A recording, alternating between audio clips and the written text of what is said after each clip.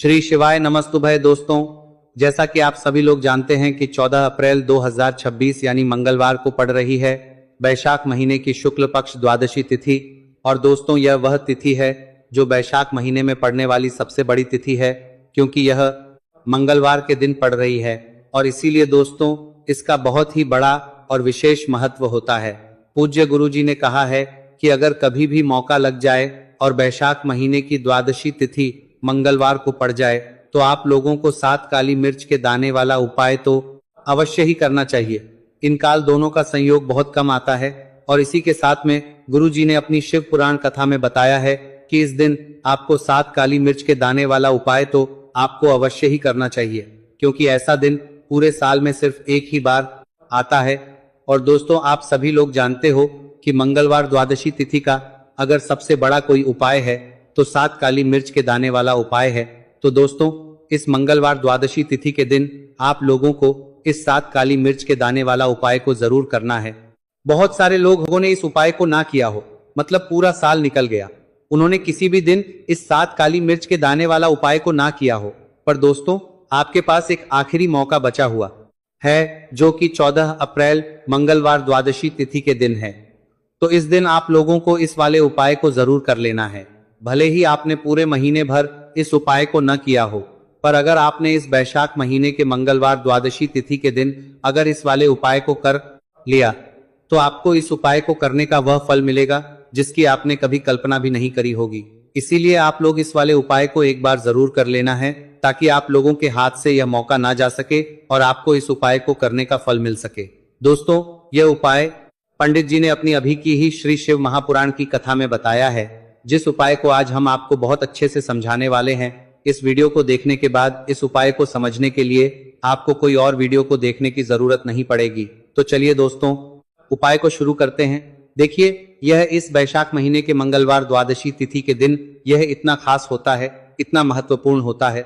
देखा गया है कभी कभी बड़े बड़े पूजा पाठ अनुष्ठान से जो मनोकामना पूर्ण नहीं होते, वह वैशाख महीने मंगलवार द्वादशी तिथि के दिन एक छोटे से उपाय करने से ही आपकी मनोकामना पूर्ण हो जाती है।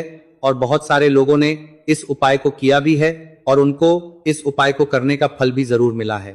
अगर आप लोग भी इस उपाय को करना चाहते हैं तो आप इस उपाय को पहले अच्छे से समझ लेना, सुन लेना, उसके बाद करना। आपको इस उपाय का फल जरूर मिलेगा और इस उपाय को करना चाहते हैं लेने से आपके घर में चाहे किसी भी प्रकार की दुख और समस्या क्यों ना चल रही हो, आपको उसका कारण भी नहीं पता है कि भाई यह समस्या किस कारण से चल रही है, उसका कुछ भी कारण हो सकता है, जैसे पितृदोष हो सकता है या किसी भी तरह का मंगल दोष भी हो सकता है। तो इस दिन आप लोगों को यह वाला उपाय कर लेना है।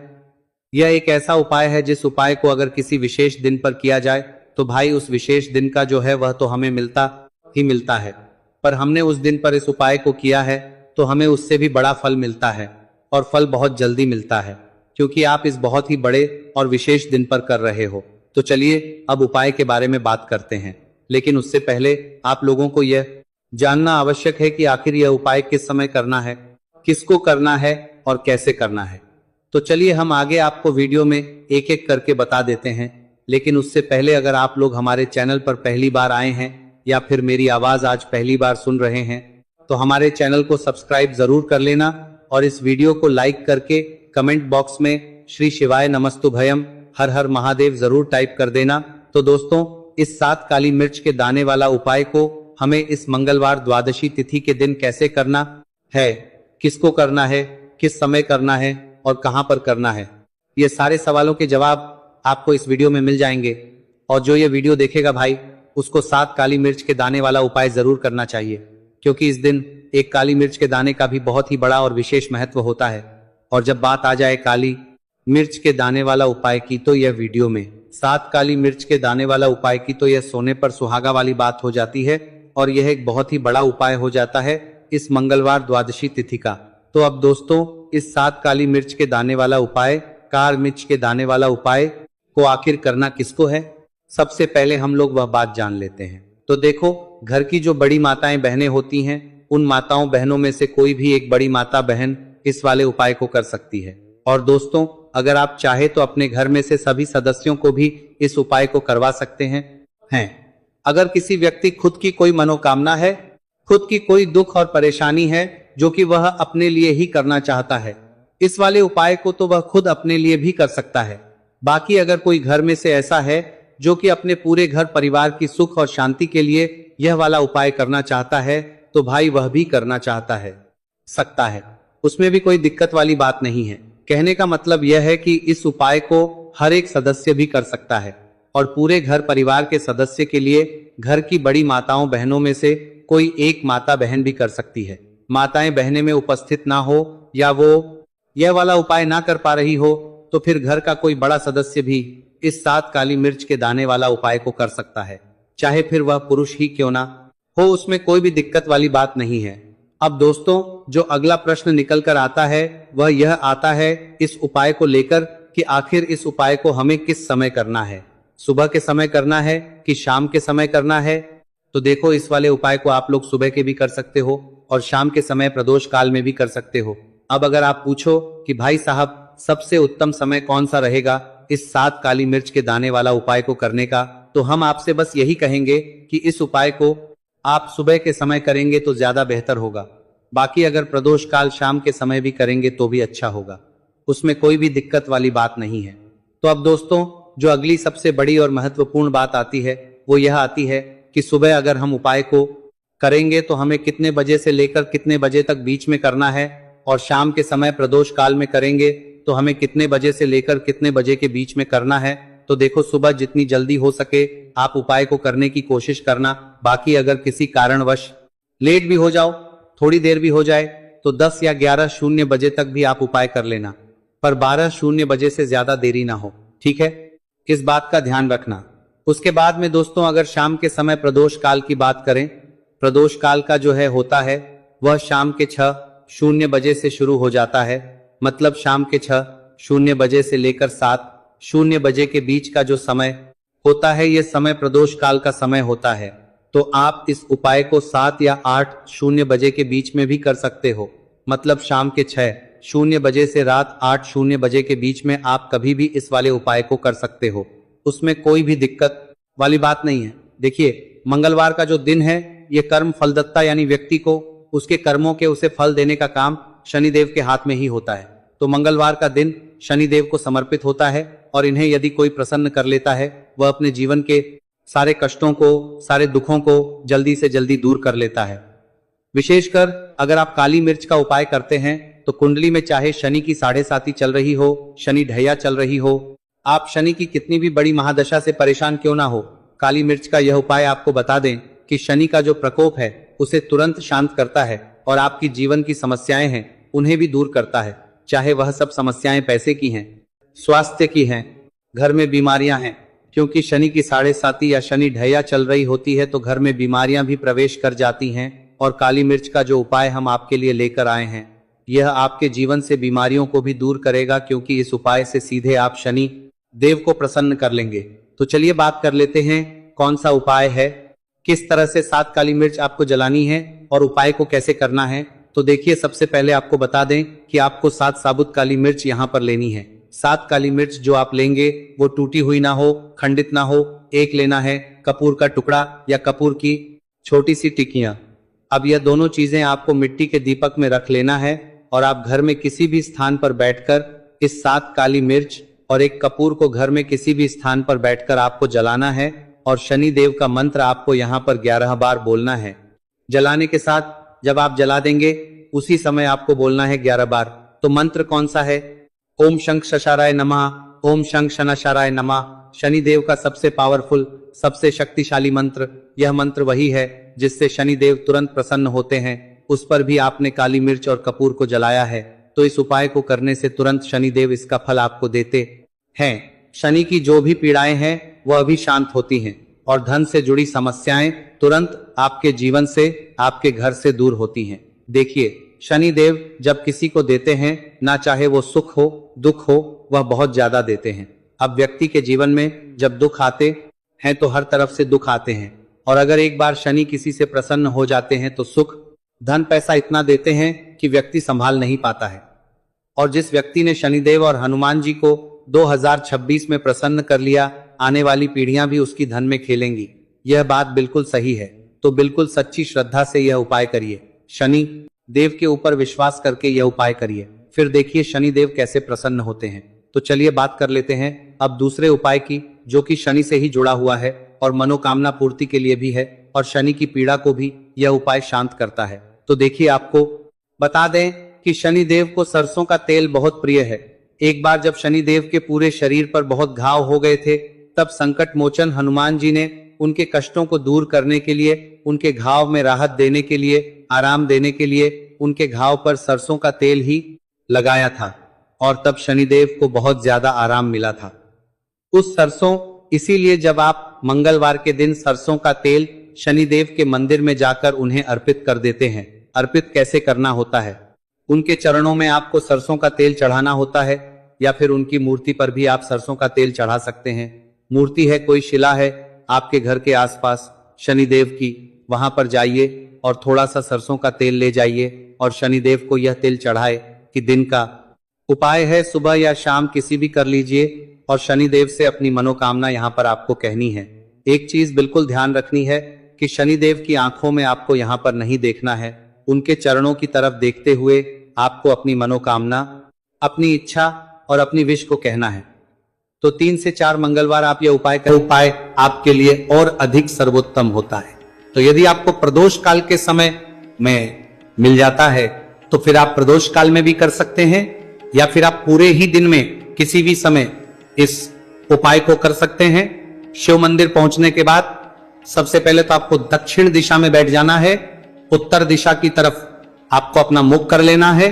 लेकिन यदि शिवालय में भीड़ है, शिव मंदिर में भीड़ है, तो फिर आप किसी भी दिशा में बैठकर इस उपाय को कर सकते हैं। तो देखिए, सबसे पहले आपके पास जो गुड़ के टुकड़े हैं, जो आप गुड़ के टुकड़े लेकर के आए थे, उन्हें आपको शिवलिंग के सामने ही जो आपके पास एक लोटा जल है, उस पात्र में आपको ये गुड़ के टुकड़े डाल देना है।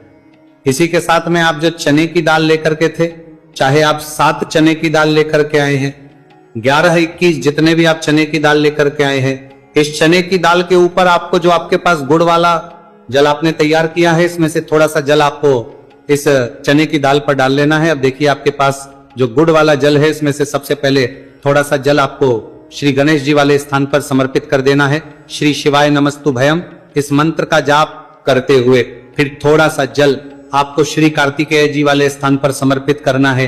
श्री शिवाय नमस्तु भयम इस मंत्र का जाप करते हुए फिर थोड़ा सा जल आपको माता अशोक सुंदरी वाले स्थान पर भी समर्पित करना है।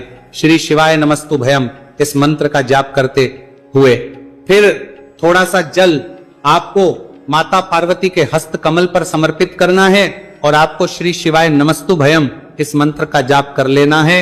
अब देखिए दोस्तों, आपके पास जो सा जल और शेष बचेगा, इसमें से आपको केवल थोड़ा सा जल शिवलिंग पर अर्पित कर देना है, और अंत में आपको उस पात्र में थोड़ा सा जल और शेष बचाना है। पूरा जल आपको शिवलिंग पर अर्पित नहीं करना है, अंत में आपको थोड़ा सा जल और शेष बचाना है।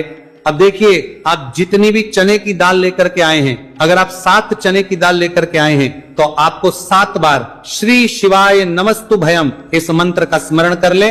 यदि 11 चने की दाल लेकर के आए हैं, तो फिर आपको 11 बार इस मंत्र का जाप करना है। जितनी भी चने की दाल लेकर के आए हैं, उतनी बार आपको श्री शिवाय नमस्तु भयम इस मंत्र का जाप करना है। और फिर आपको ये जो चने की दाल है, इसे शिवलिंग के ऊपर ही समर्पित कर देनी है।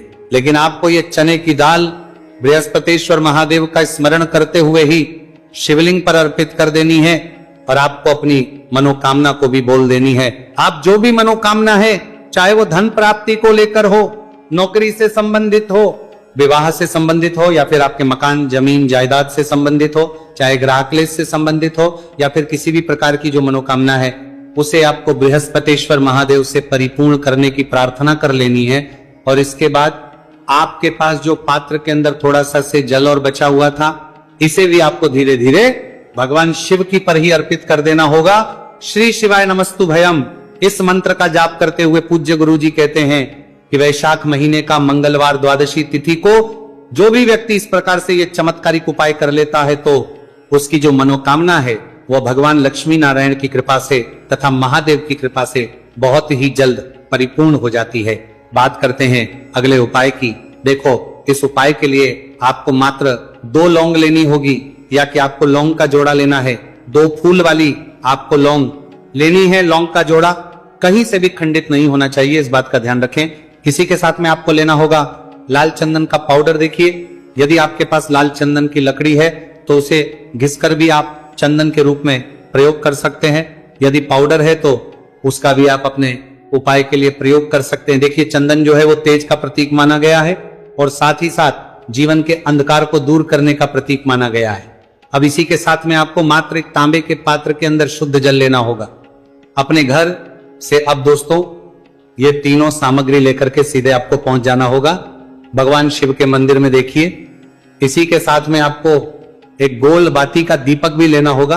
दीपक आप मिट्टी का भी ले सकते हैं, शुद्ध आटा मढ़कर उसका भी तैयार कर सकते हैं, और दीपक में आप शुद्ध घी का प्रयोग करना है। लेकिन जैसे ही आप इन सभी सामग्रियों को मंदिर में लेकर के पहुंचेंगे, मंदिर में जैसे ही आप चौखट के वहां पर पहुंचेंगे तो मंदिर की चौखट के सीधे तरफ आप जो अपने साथ एक गोलबाती का दीपक लेकर के आए हैं उसे आपको सबसे पहले तो प्रज्वलित कर देना है। यानी कि जैसे ही आप मंदिर की चौखट के वहां पर प्रवेश करते हैं तो उसके सीधे तरफ आपको ये गोलबाती का दीपक प्रज्वलित कर देना है। अब देखिए, जैसे ही ये दीपक प्रज्वलित करेंगे तो आपकी जो भी मनोकामना है उससे आपको बोल देना है। आप इस दीपक को इस प्रकार से प्रज्वलित करने के बाद इन सभी सामग्रियों को शिवलिंग के पास में लेकर पहुंच जाना है। अब देखिए दोस्तों, आपके पास जो एक तांबे के पात्र के अंदर शुद्ध जल है उसमें से आपको केवल आधा लोटा जल ही भगवान शिव के शिवलिंग पर अर्पित करना है। आधा लोटा जल आपको उसी पत्र के अंदर बचा लेना है। अब दोस्तों, पास जो 2 लौंग है यानी कि लौंग का जोड़ा है, उससे आपको अपना नाम और अपने गोत्र को बोलते हुए आपकी जो भी समस्या चल रही है, आपके जीवन में जो भी परेशानी उत्पन्न हो रही है, उन्हें आपको बोल देना है। और ये जो लौंग का जोड़ा है इसे आपको भगवान शिव के शिवलिंग पर अर्पित करने वाले देना है। जैसे आप ये 2 लौंग शिवलिंग पर चढ़ाएंगे तो अपना हाथ जो है वहां पर आपको रखना है और महादेव से आपको करनी है कि मेरे जीवन की ये जो परेशानियां है ये सभी दूर हो जाए। यानी कि आपके जीवन में धन की संबंधित परेशानी चल रही है, कर्ज की समस्या चल रही है, बच्चों का पढ़ाई लिखाई में मन नहीं लग पा रहा है, घर के जो आर्थिक संकट है वह सभी दूर हो, व्यापार आपका ढंग से नहीं चल पा रहा है, घर में रोग की स्थिति बनी हुई है, यानी कि जिस भी प्रकार की आपकी समस्याएं हैं उसे आपको बोल देना है और महादेव से इन सभी समस्याओं को दूर करने के लिए आपको प्रार्थना कर लेनी है। अब देखिए दोस्तों, आपने जो 2 लौंग शिवलिंग पर समर्पित की थी उससे आपको वहां से उठा लेना है और इन दोनों लौंग को आपको शिवलिंग से उठा करके सीधे उससे जल के पात्र के अंदर डाल देना है। यानी कि अपने आधा लोटा जल और बचाया हुआ था उसी के अंदर आपको ये 2 लौंग डाल देनी है और साथ में आप जो लाल चंदन ले आए थे उस लाल चंदन को भी आपको उसी पात्र के अंदर डाल देना है। यानी कि आधा लोटा जल और बचा हुआ है तो उसी आधे लोटे जल के अंदर आपको ये लाल चंदन भी डाल देना है। अब देखिए, इस आधे लोटे जल में है जिसमें अपने 2 लौंग डाली है, लाल चंदन डाला है, उसे सीधे लेकर के आपको पहुंचना है बेलपत्र के वृक्ष के। वहां पर देखिए, बेलपत्र का वृक्ष यदि आपके घर पर है तो वहां पर आपको आ जाना है। आपके घर के पास कहीं भी है तो वहां पर आपको पहुंच जाना है और उसके बाद आपका जो मुख है वो दिशा की ओर होना चाहिए और उसके बाद आपको अपना नाम और अपनी गोत्र को बोलना है और पुनः अपने जो भी परेशानियां शिवलिंग के पास में बोली थी, इन दोनों का संयोग बहुत ही कम आता है। इसी के साथ में गुरुजी ने अपनी शिव पुराण कथा में बताया है कि इस दिन आपको एक छुटकी काला तिल वाला उपाय तो आपको अवश्य ही करना चाहिए, क्योंकि ऐसा दिन पूरे साल में सिर्फ एक ही बार आता है। और दोस्तों, आप सभी लोग जानते हो कि मंगलवार द्वादशी तिथि का अगर सबसे बड़ा कोई उपाय है तो वह एक छुटकी काला तिल वाला उपाय है। तो दोस्तों, मंगलवार द्वादशी तिथि के दिन आप लोगों को इस एक छुटकी काला तिल वाला उपाय को जरूर करना है। बहुत सारे लोग होंगे जिन लोगों ने इस उपाय को ना किया हो, मतलब पूरा साल निकल गया, उन्होंने किसी भी दिन इस छुटकी काला तिल वाला उपाय को ना किया हो। पर दोस्तों, आपके पास एक आखिरी मौका बचा हुआ है जो कि 14 अप्रैल मंगलवार द्वादशी तिथि के दिन है। इस दिन आप लोगों को इस वाले उपाय को जरूर कर लेना है। भले ही आपने पूरे महीने भर इस उपाय को ना किया हो, पर अगर आपने इस महीने के मंगलवार द्वादशी तिथि के दिन अगर इस वाले उपाय को कर लिया तो आपको इस उपाय को करने का वह फल मिलेगा जिसकी आपने कभी कल्पना भी नहीं करी होगी। इसीलिए आप लोग इस वाले उपाय को एक बार जरूर कर लेना है ताकि आप लोगों के हाथ से ये मौका ना जा सके और आपको इस उपाय को करने का फल मिल सके। दोस्तों, यह उपाय पंडित जी ने अपनी अभी की ही श्री शिव महापुराण की कथा में बताया है। उपाय को आज हम आपको बहुत अच्छे से समझाने वाले हैं। इस वीडियो को देखने के बाद इस उपाय को समझने के लिए आपको कोई और वीडियो को देखने की जरूरत नहीं पड़ेगी। तो चलिए दोस्तों उपाय को शुरू करते हैं। देखिए ये इस वैशाख महीने के मंगलवार द्वादशी तिथि के दिन ये इतना खास होता है, इतना महत्वपूर्ण होता है। देखा गया है कभी कभी बड़े बड़े पूजा पाठ अनुष्ठान से जो मनोकामना पूर्ण नहीं होते, वो वैशाख महीने की मंगलवार द्वादशी तिथि के दिन एक छोटे से उपाय करने से ही आपकी मनोकामना पूर्ण होए। और बहुत सारे लोगों ने इस उपाय को किया भी है और उनको इस उपाय को करने का फल भी जरूर मिला है। अगर आप लोग भी इस उपाय को करना चाहते हैं तो आप इस उपाय को पहले अच्छे से समझ लेना, सुन लेना, उसके बाद करना, आपको इस उपाय का फल जरूर मिलेगा। और इस उपाय को कर लेने से आपके घर में चाहे किसी भी प्रकार की दुहक और समस्या क्यों ना चल रही हो, आपको उसका कारण भी नहीं पता है कि भाई ये समस्या किस कारण से चल रही है। उसका कुछ भी कारण हो सकता है, जैसे पितृदोष हो सकता है या किसी भी तरह का मंगल दोष भी हो सकता है। तो इस दिन आप लोगों को ये वाला उपाय कर लेना है। ये एक ऐसा उपाय है जिस उपाय को अगर किसी विशेष दिन पर किया जाए तो भाई उस विशेष दिन का जो है वो तो हमें मिलता ही मिलता है, पर हमने उस दिन पर इस उपाय को किया है तो हमें उससे भी बड़ा फल मिलता है, और फल बहुत जल्दी मिलता है क्योंकि आप इस उपाय को बहुत ही बड़े और विशेष दिन पर रहे हो। तो चलिए अब उपाय के बारे में बात करते हैं, लेकिन उससे पहले आप लोगों को यह जानना आवश्यक है कि आखिर यह उपाय किस समय करना है, किसको करना है और कैसे करना है। तो चलिए हम आगे आपको वीडियो में एक एक करके बता देते हैं। लेकिन उससे पहले अगर आप लोग हमारे चैनल पर पहली बार आए हैं या फिर मेरी आवाज आज पहली बार सुन रहे हैं तो हमारे चैनल वास्तविक जानकारी को सब्सक्राइब जरूर कर लेना और इस वीडियो को लाइक करके कमेंट बॉक्स में श्री शिवाय नमस्तुभयम ओम नमः शिवाय जरूर टाइप कर देना। तो दोस्तों इस एक छुटकी काला तिल वाला उपाय को हमें इस मंगलवार द्वादशी तिथि के दिन कैसे करना है, किसको करना है, किस समय करना है और कहां पर करना है, ये सारे सवालों के जवाब आपको इस वीडियो में मिल जाएंगे। और जो ये वीडियो देखेगा भाई उसको एक छुटकी काला तिल वाला उपाय जरूर करना चाहिए, क्योंकि इस दिन काला तिल का भी बहुत ही बड़ा और विशेष महत्व होता है। और बात आ जाए एक छुटकी काला तिल वाला उपाय की तो ये सोने पे सुहागा वाली बात हो जाती है और ये एक बहुत ही बड़ा उपाय हो जाता है इस मंगलवार द्वादशी तिथि का। तो अब दोस्तों इस एक छुटकी काला तिल वाला उपाय को आखिर करना किसको है, सबसे पहले हम लोग वो बात जान लेते हैं। तो देखो घर की जो बड़ी माताएं बहनें होती हैं, उन माताओं बहनों में से कोई भी एक बड़ी माता बहन इस वाले उपाय को कर सकती है। और दोस्तों अगर आप तो अपने घर में से सभी सदस्यों को भी इस उपाय को करवा सकते हैं। अगर किसी व्यक्ति की खुद की कोई मनोकामना है, खुद की कोई दुख और परेशानी है जो कि वह अपने लिए ही करना चाहता है इस वाले उपाय को, तो वो खुद अपने लिए भी कर सकता है। बाकी अगर कोई घर में से ऐसा है जो कि अपने पूरे घर परिवार की सुख और शांति के लिए यह वाला उपाय करना चाहता है तो भाई वो भी कर सकता है, उसमें भी कोई दिक्कत वाली बात नहीं है। कहने का मतलब है कि इस उपाय को हर एक सदस्य भी कर सकता है और पूरे घर परिवार के सदस्य के लिए घर की बड़ी माताओं बहनों में से कोई एक माता बहन भी कर सकती है। माताएं बहनें अगर घर में उपस्थित ना हो या वो ये वाला उपाय ना कर पा रही हो तो फिर घर का कोई बड़ा सदस्य भी इस एक छुटकी काला तिल वाला उपाय को कर सकता है, चाहे फिर वह पुरुष ही क्यों ना हो, उसमें कोई भी दिक्कत वाली बात नहीं है। उसके बाद में दोस्तों जो अगला प्रश्न निकल आता है वो ये आता है इस उपाय को लेकर कि आखिर इस उपाय को हमें किस समय करना है, सुबह के समय करना है कि शाम के समय करना है। तो देखो इस वाले उपाय को आप लोग सुबह के समय भी कर सकते हो और शाम के समय प्रदोष काल में भी कर सकते हो।